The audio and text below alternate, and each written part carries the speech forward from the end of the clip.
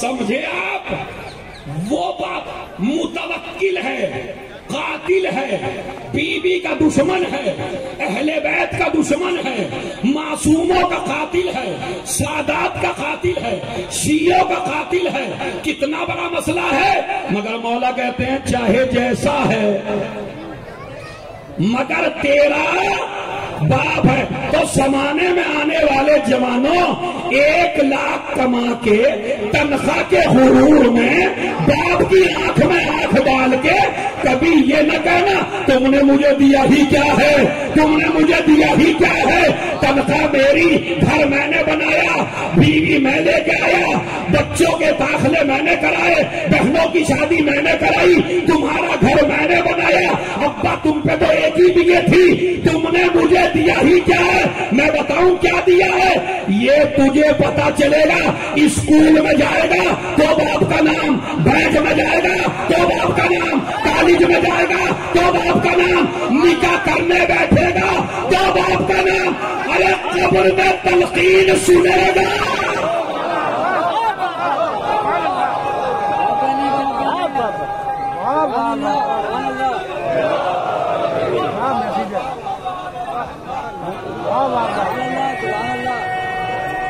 یہ جو بیٹھے خوبصورت خوبصورت جوان، اور ایک میری گزارش ہے آپ سے، پچھلے سال بھی اس مجلس میں میں نے گزارش کی تھی بھائی اس مجلس کے لیے راستہ بند کر دیجئے کسی طرح.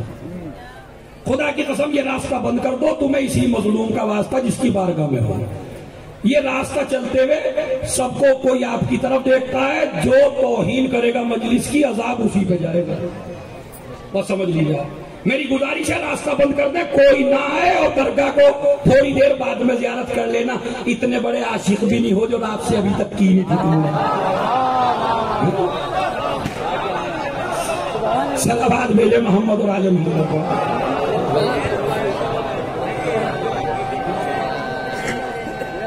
اب زیارت یاد آ رہی ہے مجلس کے وقت.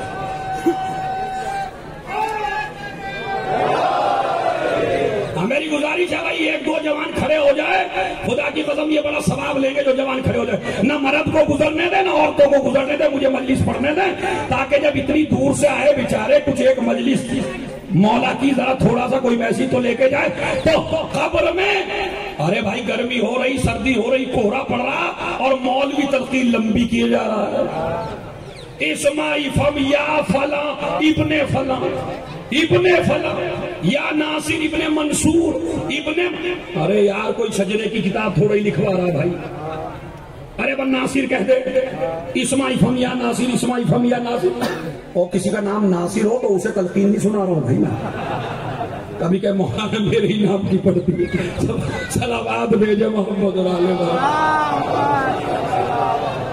سنیے خدا کی قدم پورے سال مجلس یاد رہے گی اگر آپ سمجھ گئے تو. اسماعی فم یا فلاں ابن فلاں. ارے گرمی میں مجمع تپا جا رہا ہے، سردی میں لوگوں کی حالت خراب ہے. ابن فلاں ابن فلاں، یہودی آئے، عیسائی آئے، ہندو آئے، پوری قوم جنازے میں آ رہی ہے. تیری عربی کسی کی سمجھ میں نہیں آ رہی ہے، تو تلقین کو چھوٹا کر دے، لمبا کرنے کی ضرورت کیا ہے. کہ نہیں ابن فلاں ابن فلاں. میں ان نالائق جوانوں کو بتانا چاہتا ہوں زمانے میں یہ نہ سمجھ لینا کہ قبر میں عزت تجھے دولت سے مل رہی ہے، اقتدار سے مل رہی ہے، سلطنت سے مل رہی ہے. قبر کی عزت بھی باپ کے.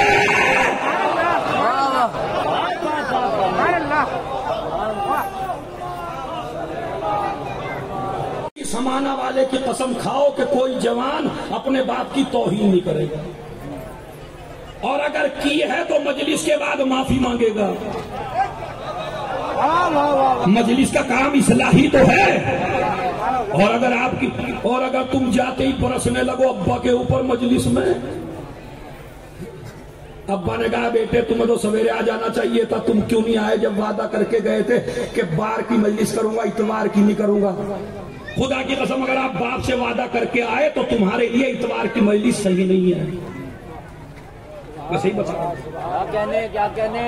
اگر آپ وعدہ باپ سے کر کے آئے کہ ابا ایک ہی دن رہوں گا اور دوسرے دن اگر آپ رہیں گے تو آپ کو مجلس کا کوئی ثواب ملنے والا نہیں ہے. اس لیے کہ مجلس میں بیٹھنا مستحب ہے، باپ کی اطاعت واجب ہے.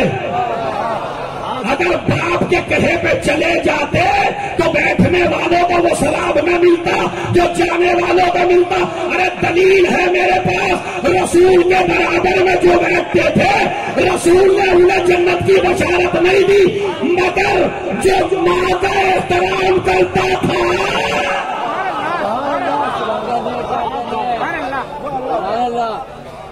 اب ذرا ہاتھ اٹھا کے سب مل کے بابا دے بلند صلوات پڑھ دیں.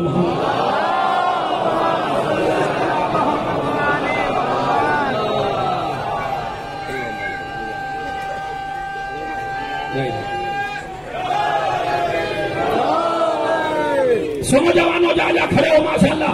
تو قسم کھا کے جاؤ سمانا سے, ہم اپنے باپ کی توہین نہیں کریں گے. باپ کی توہین امام کی توہین, باپ کی توہین رسول کی توہین, باپ کی توہین علی کی توہین. سمجھ رہے؟ اب مجھے انصاف سے بتا دیجئے, جب جسم دینے والے باپ کی توہین رسول کی توہین ہے تو پھر جو مجتہد کی توہین کرے,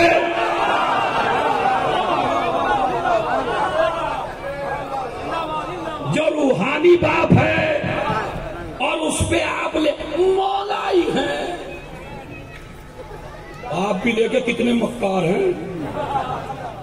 تھوڑے سے اتنے لمبے بال بڑھا لیے, تھوڑے سے کنڈل ڈال لیے,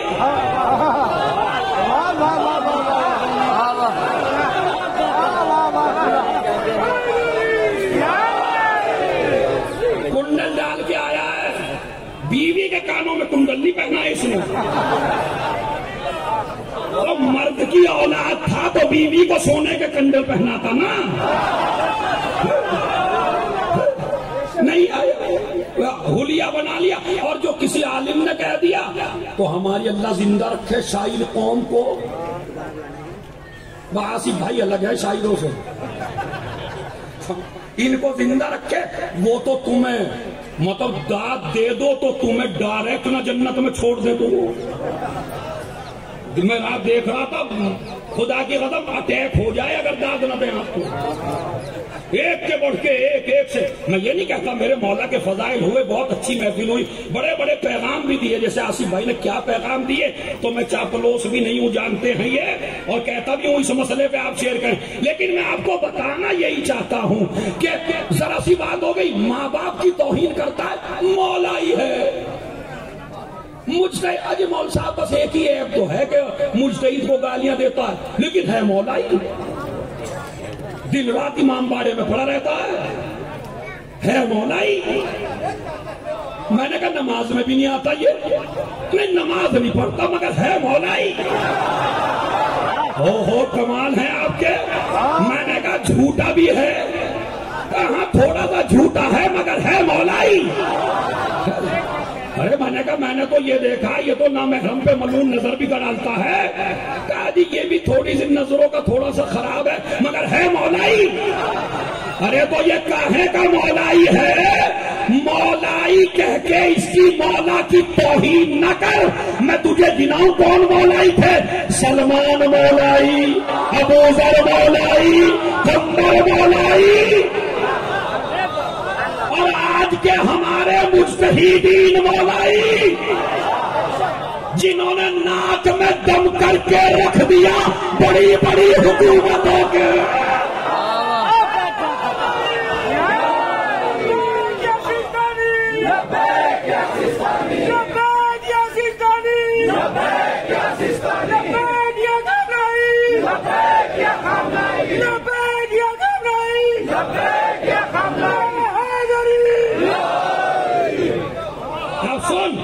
آباد کر, مولائی بننا ہے تو حلیہ ٹھیک کر, مولائی بننا ہے تو اپنے نائب امام کو پہچان, تقلید کے مسائل پر جینے کا سلیقہ سیکھ. خبردار یاد رکھنا جو ان کے نائب کا نہ ہو سکے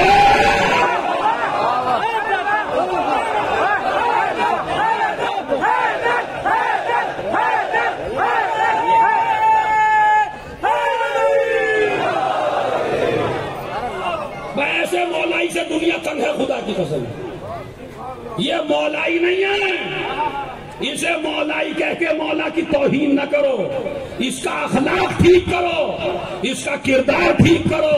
علی والے کی پہچان ہے کہ جس کی طرف سے کسی بھی انسان کو نقصان نہ پہنچے، یہ ہے مولائی جو نقصان نہ پہنچائے۔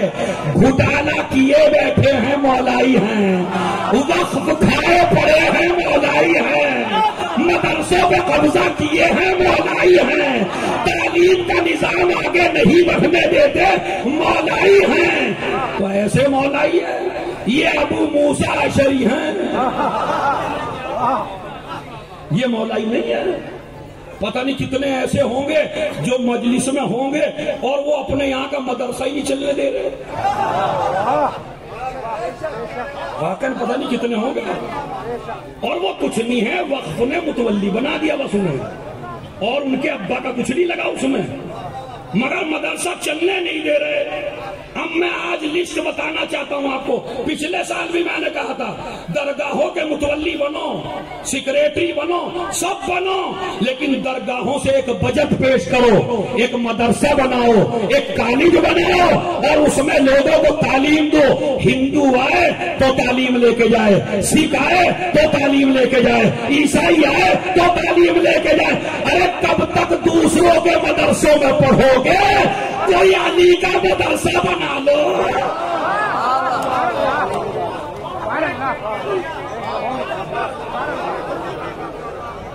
بس میں آپ کو پھر لانا چاہتا ہوں وہیں پہ۔ تو امام نے کیا فرمایا، جملہ یاد رکھیے گا، امام نے کیا فرمایا، جوانوں کیا فرمایا امام نے، مگر تو نہ کرنا۔ کیوں؟ اس لیے کہ چاہے جیسا ہے مگر تیرا۔ اب اگر امام یہ کہہ دیتے تو قتل کر دے، امام نے ایک ہی مسئلے سے دو شکار کر لیے۔ اب دیکھیے کیسی داد دیں گے آپ انشاءاللہ، اور نسلوں تک یاد رہے گا میرے امام کا جملہ۔ امام نے کہا قتل تو کرنا مگر تو نہ کرنا، اس لیے کہ چاہے جیسا ہے مگر تیرا باپ ہے، مگر قتل واجب ہے، قتل واجب ہے، قتل تو اسے ہونا ہوگا مگر تو نہ کرنا، چونکہ تیرا باپ ہے چاہے جیسا ہے۔ امام اگر کہہ دیتے قتل واجب ہے اور یہ نہ کہتے تو نہ کرنا، تو یہ جو اسلام خلاف طاقتیں ہیں ہمیشہ اسلام کو بدنام کرتی ہیں، وہ کیا کہتی، اسلام ایسا مذہب ہے جو ایک طرف تو باپ کا احترام بتاتا ہے اور ایک طرف بیٹے کے ذریعے باپ کا گلا کٹواتا ہے۔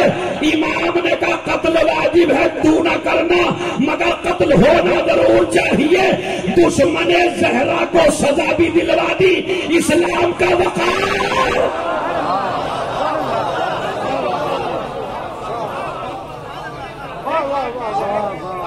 دشمن زہرا کو۔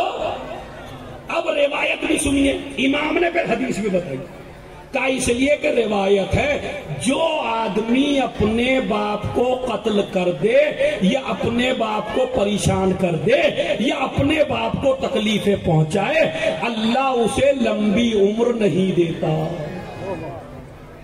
جوانی کی موت مر جاتا ہے آدمی باپ کی توہین سے، خدا کی قسم، یہ امام نے بتائی کو، کہا کہ مر جاتا ہے وہ آدمی، مگر اس نے میاں ایک نہ سنی، اور اس نے رات کو ابا کا کام تمام کر دیا، متوکل مارا گیا، کس کے ہاتھوں؟ اب اس سے بھی زیادہ فضائل سن رہے ہیں، دشمن زہرا کس کے ہاتھوں مارا گیا؟ ارے زور سے بول دیجئے بھائی۔ اللہ نے میری بی بی زہرا کو یہ شرف عنایت فرمایا، اے زہرا اگر تیرا کوئی بھی مخالف ہوگا تو تیرا موافق اسی کے گھر میں پیدا کروں گا۔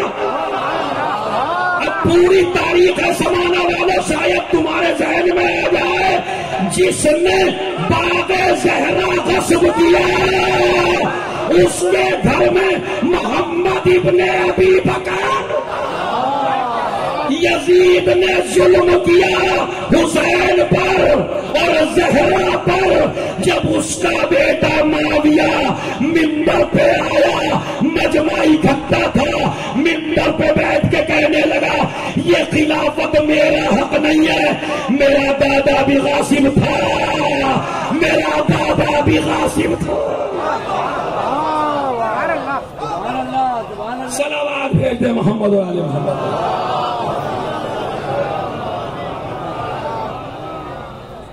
ایک ذرا اچھی صلوات اور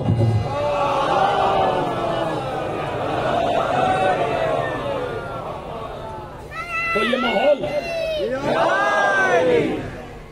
ماحول کب بنے گا جوان؟ تو پہلا میسج آج کا سمانا کا، باپ کی توہین کبھی بھی یار چاہے کر لینا مگر یہاں تو کہی دو تم، وہ تو یہاں کہتے ہوئے کہ آپ کو کیا ہو رہا ہے، مطلب اچھا جو توہین کرے گا وہ آہستہ سے کہے گا اور جو نہیں کرے گا وہ زور سے بولے گا۔ تو وعدہ کرو توہین نہیں کرو گے نا، نہ ماں کی، نہ باپ کی، نہ روحانی عالم کی۔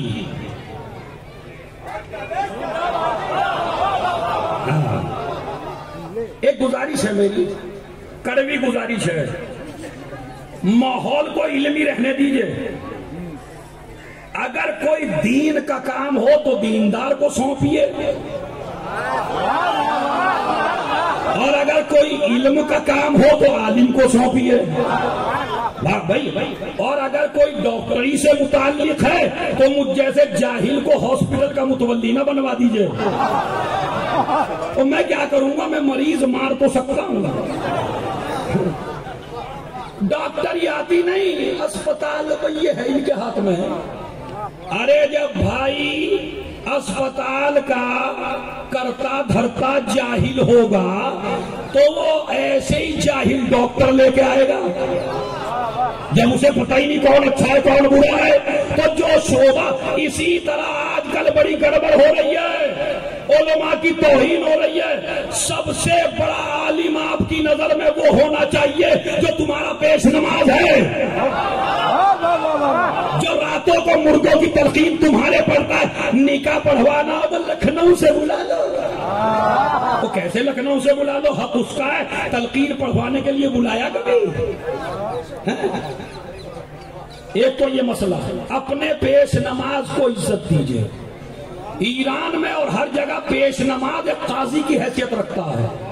علی پور ایک جگہ ہے بنگلور کے پاس، وہاں آج تک 25,000 سے زیادہ شیعہ ہیں، ایک پولیس تھانہ نہیں بننے دیا انہوں نے کہا جب بھی کوئی جھگڑا ہوگا تو امام جمعہ حل کرے گا۔ مقدمہ چلی نہیں پاتا وہاں پہ، علماء بیٹھ کے فیصلہ کر دیتے۔ لیکن ہمارے یہاں تو محفل کی صدارت، اب جو صدر کا نام پڑھا تو بالکل جاہل ہے، اسے ایک شعر بھی نہیں آتا جو صدر ہے۔ خدا کی قسم یہ چھوڑ دیجیے، صدارت رکھنی تو اپنے پیش نماز کی رکھ لیجیے، صدارت رکھنی تو ایک عالم کی رکھ لیجیے، صدارت رکھنی تو اس کی رکھ دیجیے محفل میں جو شاعری میں علامہ ہو۔ بھائی شاعری کا سب سے زیادہ جاننے والا، شعر ایک نہیں آتا، بس اتنا سا ہو گیا کہ ان پہ آج کل پیسہ زیادہ آ گیا تو انجمن نے ان کی صدارت رکھ دی۔ اور کب تک یہ ڈھونگ کرو گے یار؟ کم سے کم سیاست دروازے زہرا پہ تو چھوڑ دو۔ ہر جگہ پروگرام سیاسی ہو گئے، محفلیں سیاسی ہو گئی، مجلسیں سیاسی ہو گئی، عالم آئے تو کوئی نہ اٹھے، ایک پردھان آ جائے جسے کچھ نہیں آتا پوری پبلک اٹھنے لگتی ہے۔ تو اس کا مطلب یہ ہے زبان پہ نام علی کا ہے، فکر معاویہ والی ہے۔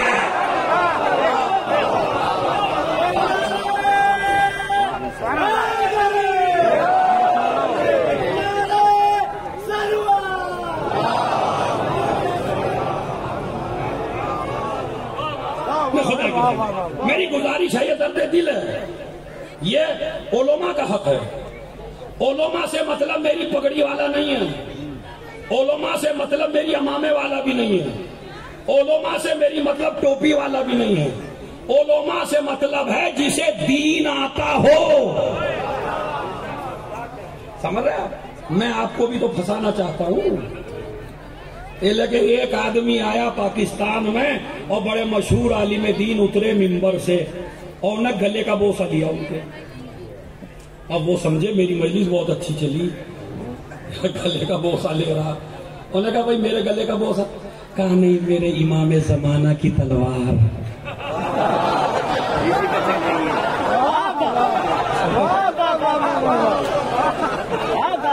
دیکھ رہے آپ, مجھے پتا تھا پوری مجلس میں علمی بات پہ اتنی داد نہیں ملنے کی. اب ہمیں بھی پڑھتے پڑھتے تجربے تو ہو ہی گئے بھائی, ہم بھی تمہیں میں رہتے ہیں پورے سال. اور میں کیا کہا کہ وہ میرے امام زمانہ کی تلوار چلے گی. تو یہ جو روایت ہے یہ مجھے نہیں پتا آپ کہاں سے لے کے آئے. نہیں, یہ روایت تو ہے کہ عالم کی گردن پہ چلے گی, یہ ہے.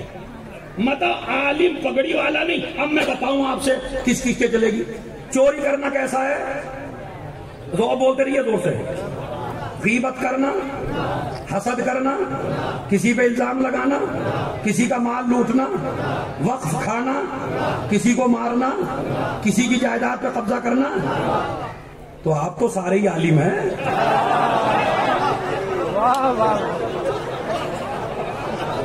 امام زمانہ کی تلوار اس پہ چلے گی جو حلال کو بھی جانتا تھا, حرام کو بھی جانتا تھا, مگر حلال اور حرام پر عمل نہیں کیا.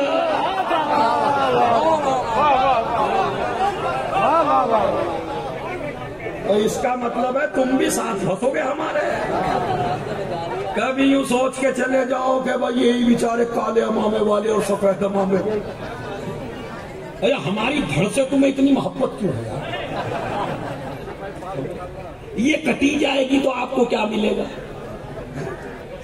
لیکن وہاں عالم یعنی جو حلال اور حرام جانتا ہو. مثلا حرام کا لقمہ کھانا کیسا ہے بتائیے ذرا, نہیں زور سے بتائیے. اب میں حدیث سناتا ہوں آپ کو.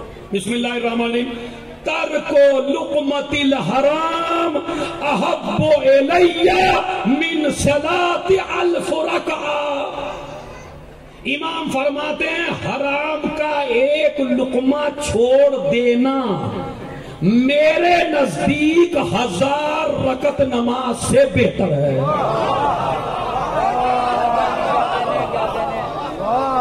ایک مثلا آپ کو پتا چلا کہ یہ لقمہ کسی کا ہے اور اس لقمے کو آپ نے چھوڑ دیا, بھائی میں نہیں کھاؤں گا, یہ حرام ہے.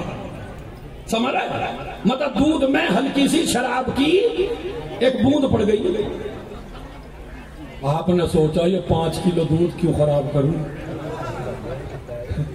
میں نہ پیوں تو محلے والے کو ہی دیا ہوں. ویسے تو میں 70 روپے کلو دیتا ہوں لیکن آج 50 دے دوں گا آپ کا.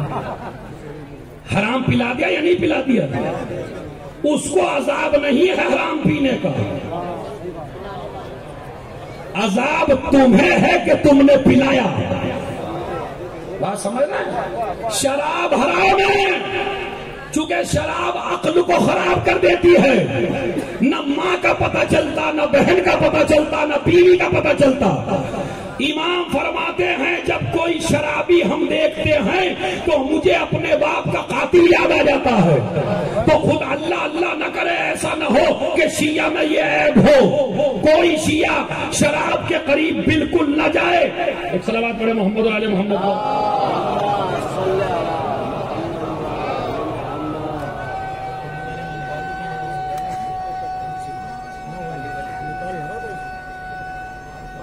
اب آئیے تو دیکھو 11:10 تک ہو گیا, 10 منٹ تھوڑا سا مسائل کی طرف آنے کے لیے مجھے 2-3 منٹ لگے گا. صلوات پڑھے محمد والے محمد پر. بس حدیثیں سن لیجیے, 2-3 حدیثیں جلدی جلدی. ایک حرام کا لقمہ, دوسری روایت سنیے, اکلو لقمت الحرام, حرام کا ایک لقمہ کھانا لم یقبل اللہ لہ صلاۃ 40 لیلہ, جس کے پیٹ میں ایک لقمہ حرام کا چلا گیا اللہ 40 دن تک اس کی نماز قبول نہیں کرتا. اذا وقعت اللقمۃ الحرام فی جوف العبد لعنہ کل ملک فی السماوات والارضین. اب جملہ سنیے، جتنی داد محفل میں ہوئی ہے خدا کی قسم امام کو داد دیجیے جتنی دینی ہے. چھٹے امام فرماتے ہیں جس بندے کے پیٹ میں مال حرام کا ایک لقمہ پہنچ جائے، اللہ کے سارے ملائکہ جو زمین میں ہیں وہ بھی لعنت کرتے ہیں، جو آسمان میں ہیں وہ بھی لعنت کرتے ہیں. اما جو ایک لقمہ کھا لے اس پہ تو اتنے فرشتے لعنت کریں جو پورا باغ کھا لے.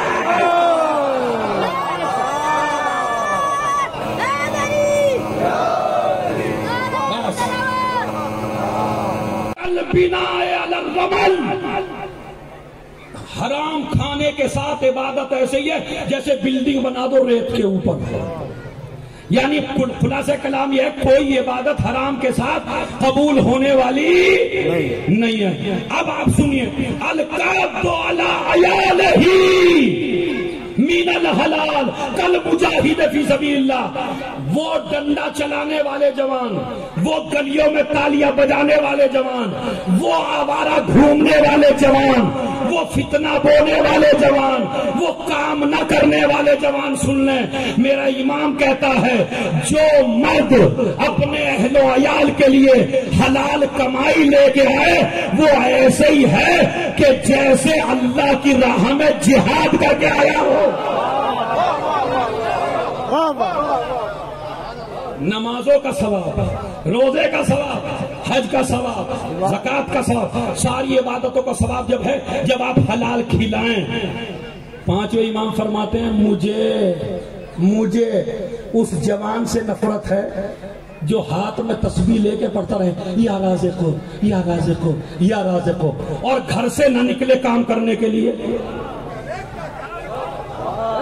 تسبیح پڑھتا رہے بیج نہ ڈالے زمین میں، تسبیح پڑھتا رہے گھر سے نہ نکلے.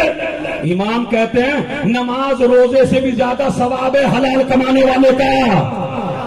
وہ جوانوں کماؤ، دوسروں کی دولت کے چکر میں نہ پڑو. یہ نہ سوچو کہ سسر جہیز میں نہ جانے کیا دے دے گا.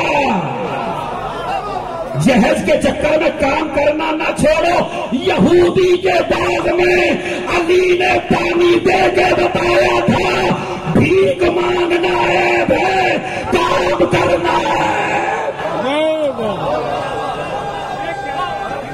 آخری جملہ بس، آخری جملہ مجلس کا. ایک سلوات ذرا مل جل کے پڑھ دیجیے. آخری جملہ ہے مجلس کا.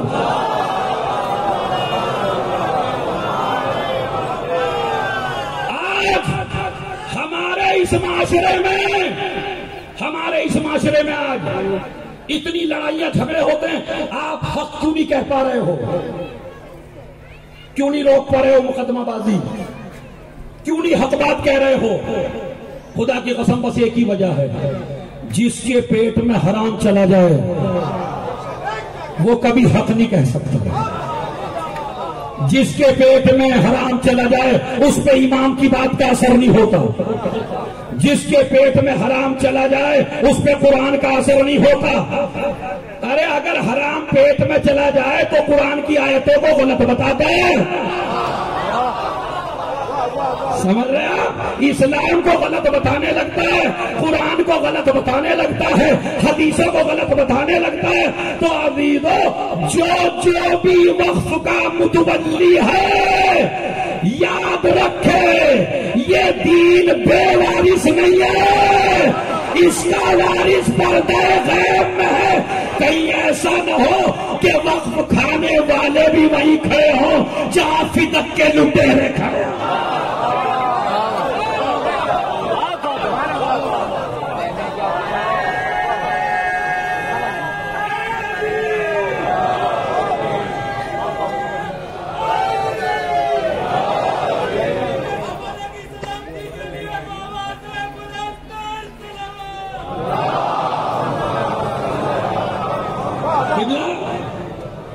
تین چار مجھے مومم نظر آ رہے ہیں، ان کی موجودگی پڑھتا ہوں.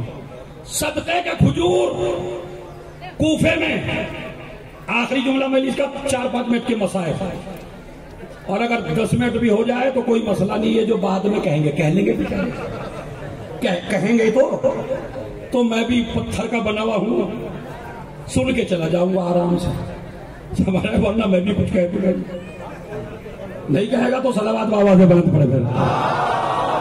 سنیے بھائی، بڑا میسیج ہے خدا کی قسم۔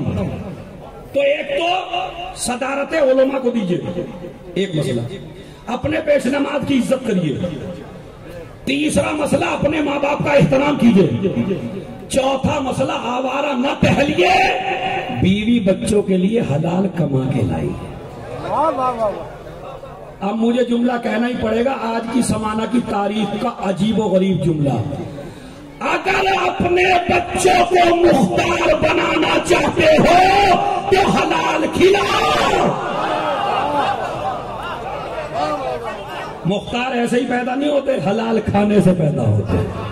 صدقے کے کھجور بیوی پہ پھینکنا شروع کیے، کچھ بچے، میری ریسرچ ہے اپنی، میں بتا رہا ہوں، کچھ بچوں نے صدقے کے کھجور منہ میں رکھ لیے، مگر یہ غلط ہے، اہل بیت کے بچوں نے نہیں، یہ میری اپنی ریسرچ ہے، میں مطمئن کروں آپ کو، حالانکہ کتابوں میں لکھا ہوا ہے اہل بیت کے بچوں نے نہیں، کچھ صحابہ کے بچوں نے وہ صدقے کے کھجور اٹھا کے کھا لیا، بیوی اترنے کے بعد منہ میں ہاتھ ڈالے ایسے، سنیے بھائی تاریخی جملہ، منہ میں ہاتھ ڈالے، بچوں کو قے کرا دیا، اور کہنے لگی کہ بیٹا یہ حرام ہے، پھر مجمع کو خطاب کیا، ان صدقۃ علینا حرام، صدقہ ہم اہل بیت پر، زور سے بولیے، جتنی طاقت رات سے آپ نے اب تک لگائی ہے نا 2 دن میں پوری لگا دیجیے گا، کیا صدقہ ہم پر۔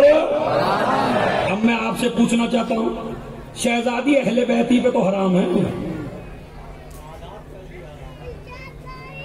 جو سارے صحابہ تھے وہ سادات نہیں تھے، ہاں آپ ہی پہ تو حرام ہے، اور مجبوری میں تو سادات بھی لے سکتے ہیں، بھائی ایسی مجبوری ہے، لیکن بی آپ نے چلیے اہل بیت کے بچوں نے کھایا نہیں، اور یہ جن کے بچے ہیں ان پہ تو حلال ہے، اور اگر حلال بھی نہیں ہے تو ان کی مجبوری ہے، بچے ہیں، کہ تم نہیں جانتے، بس خدا کی قسم فضائل کی معراج ہے، میں اس علی کی بیٹی ہوں جس کی تلوار میدان جنگ میں نسلیں دیکھ کر،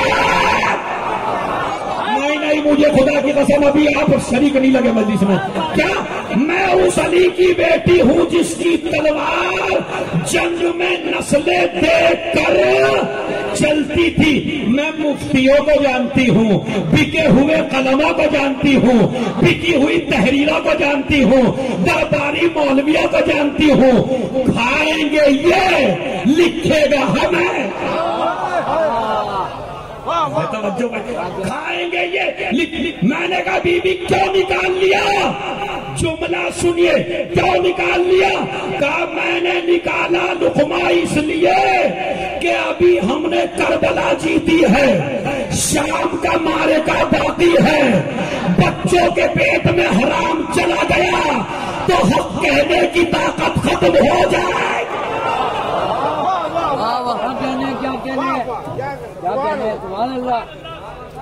پھر یہ حق نہیں کہہ پائیں گے، بس عزیزو، اور آ گئی علی کی بیٹی بازار شام میں، آ گئی علی کی بیٹی، کہاں آ گئی؟ آپ کو تو مر جانا چاہیے تھا اس جملے میں، میری ماں بہنوں بھرپور پرسہ دے کے جانا، علی کی بیٹی بھرے دربار، اتنا جملہ بس، ایک عورت کا نام زینب تھا اور اس پہ مقدمہ چلا، تو ایک عالم دین بیٹھے ہوئے تھے وہاں، بہت بڑے عالم تھے، اور اس نے نمائندے نے کہا کہ زینب عدالت میں حاضر ہو، وہ اس عالم کی چیخ نکل گئی، وہ منظر یاد،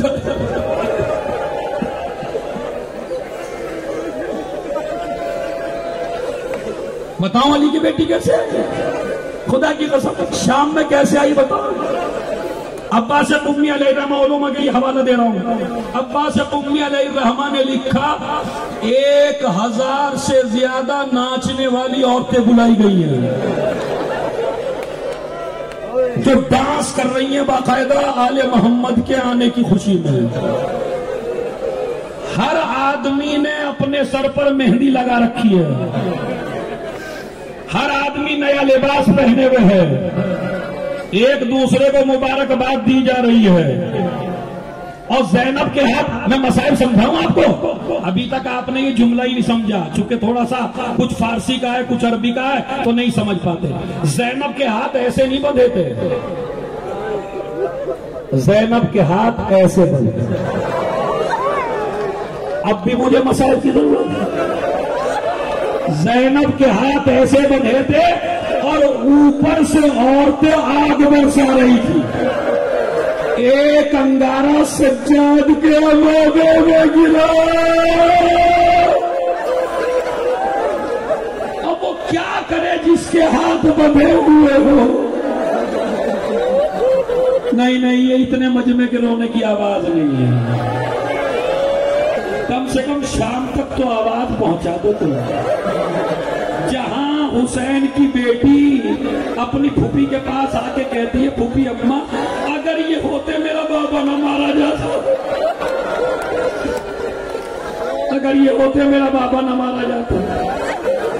تمہیں روتا ہوا دیکھتے. اور اس کے بعد کہتی ہے یہ حال تھا دربار کا. رسول کا ایک صحابی سہل ساعدی ادھر سے گزر رہا تھا. گزرتے گزرتے اس نے دیکھا عید کا ماحول ہے، ناچ گانا ہو رہا ہے. دربار اللہ اس سمانہ کی مجلس کی برکت سے تمہیں جانا نصیب فرمائے بی بی کے روزے پر. وہ دربار اپنی آنکھوں سے دیکھنا، اس کے آثار ابھی بھی باقی ہے. میں 12 سال رہا ہوں وہاں اسی روزے پر، 4 گھنٹوں بی بی کھڑی رہی. آپ کی ایک رات خراب گزر جائے پورے سال نہیں بھولتے. اور وہ زینب گھنٹوں کھڑی رہی. ابھی تو آپ انشاءاللہ روئیں گے کیونکہ مجلس عجیب سی ہے. وہ کیا ہوا، وہ صحابی آیا آ رہا تھا وہ کہیں حج کر کے، تو ایک مرتبہ اس نے دیکھا اتنا کہنے لگا ایک سے، جس طرح مجمع ہوتا ہے نا، ایک سے کہنے لگا بھائی کیا آج عید کا دن ہے؟ اور یہ کون سی عید ہے جو خالی شام والوں کو پتا ہے، نہ مدینے والوں کو پتا ہے، نہ مکے والوں کو پتا ہے. ایک چاہنے والا تھا بیٹھ کے رو رہا تھا، کہنے لگا صاحب عید نہیں ہے قیامت ہے. کیوں کا رسول کی نوازیاں زہرا کی بیٹیاں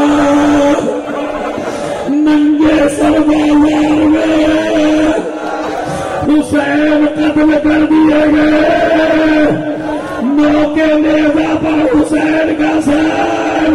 اس نے کہا کوئی مردوں میں زندہ بھی ہے، اشارہ کیا سید سجاد. نہیں سر پیٹ کے روئیں گے انشاءاللہ پچھلے سال کی طرح. کیا سید سجاد ایک مرتبہ کہا ہے، اشارہ کیا، گیا سید سجاد کے پاس گیا. السلام علیکم یا مولائی.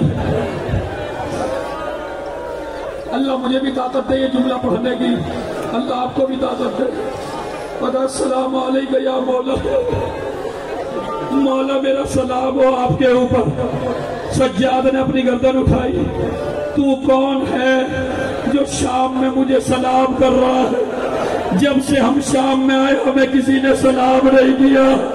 کسی نے پتھر مارے، کسی نے آگ برسائی، کسی نے نیزہ مارا. تو کون ہے جو مجھے سلام کر رہا ہے؟ کہا آپ کے نانا کا صحابی سہل ساعدی. مولا کیا آپ کو کسی چیز کی کوئی ضرورت ہے؟ ارے سن لیجیے نا، کیا آپ کو کسی چیز کی کوئی ضرورت ہے؟ میرے مولا پہلے تو روئے اور رو کے کہنے لگے 2 چیزوں کی ضرورت ہے. یہ وہ آپ سمجھے نہیں مسائب، یہ وہ مولا جس نے کبھی کسی سے کچھ نہیں مانگا. کہا 2 چیزوں کی. کہا کیا؟ اگر تیرے پاس کچھ پیسہ ہو تو یہ اس اس نیزے والے کو دے دے جس پہ میرے بابا کا سر ہے. ہم مر جاؤ گے سنو گے. اس نے کہا کیوں؟ ہر بیٹا چاہتا ہے میرے باپ کا سر میرے سامنے رہے. کہا نہیں، اتنا مجمع ہے، اتنا مجمع ہے، میری پھوپھی کی گردن نہیں اٹھتی مجمع کی وجہ سے. ایسا کر اسے پیسہ دے دے تاکہ میرے بابا کا سر دور لے جائے، تاکہ دیکھنے والوں کا مجمع کم ہو جائے. اس نے کہا مولا اچھا دے دیا پیسہ. کہا دوسری ضرورت، اب انشاءاللہ گھروں تک جائیں گے، نسلوں تک یاد رہے گا. حل عندک ثوب عتیق، کیا تیرے پاس کوئی پھٹا پرانا لباس ہے؟ اس نے سر پیٹ لیا. آپ تو لوگوں کو نئے لباس دیتے ہیں، پھٹے پرانے لباس کا کیا کریں گے؟ کہا سہل، میری گردن میں جو توق ہے نا اس میں چھوٹی چھوٹی کیلیں ہیں جو میری گردن کے اندر داخل ہو گئی ہے.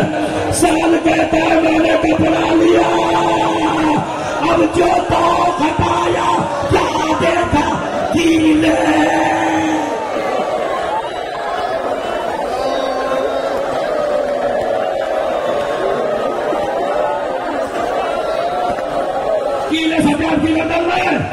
ابھی ایک مرتبہ مجمع پھر زیادہ آگے. اے میری ماں بہنوں، اپنے پردے کی حفاظت کرو.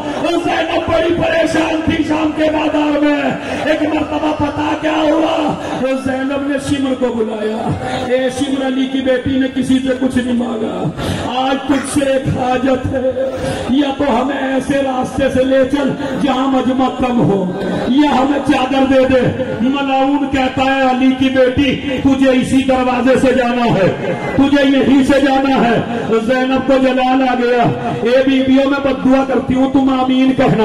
ابھی زینب نے ہاتھ اٹھائے تھے، سجاد کی نظریں باپ کے چہرے پر پڑی. پھوپھی اماں، بد دعا کرنے سے پہلے بابا کا سر دیکھ لو. اب جو زینب نے دیکھا، حسین کی آنکھوں سے آنسو جاری. اے زینب، ارے ننگے سر چلی جا میری بہنا.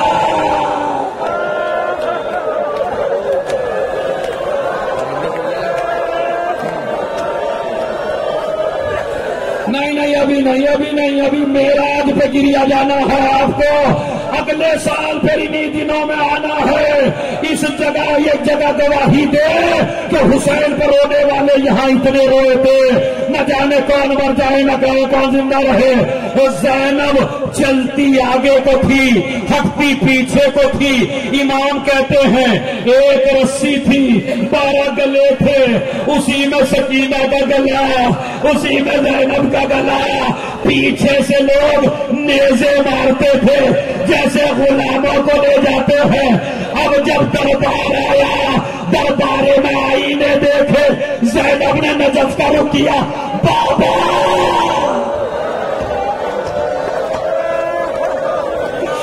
یہ میرے زینب دار، اے بابا میرے پاس آیا.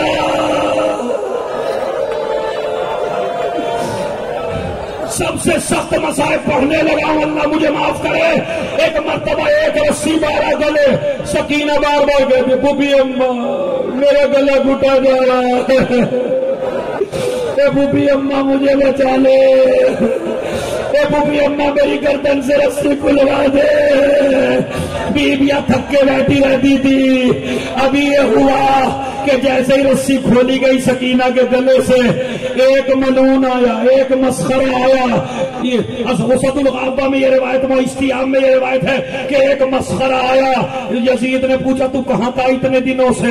ارے بڑا خوشی کا موقع ہے.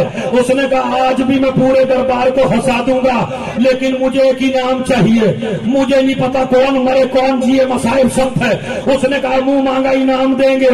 سکینہ 4 برس کی بیٹھی تھی. ایک مرتبہ کہنے لگا اگر میں اپنے منصوبے میں کام ہو گیا، اس بچی کو میری کنیزی میں دے دینا.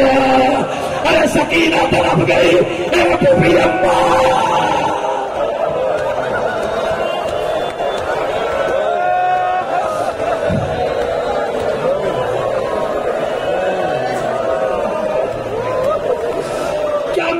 شہادت میں یہ بھی لکھا تھا زینب کو جلال آ گیا.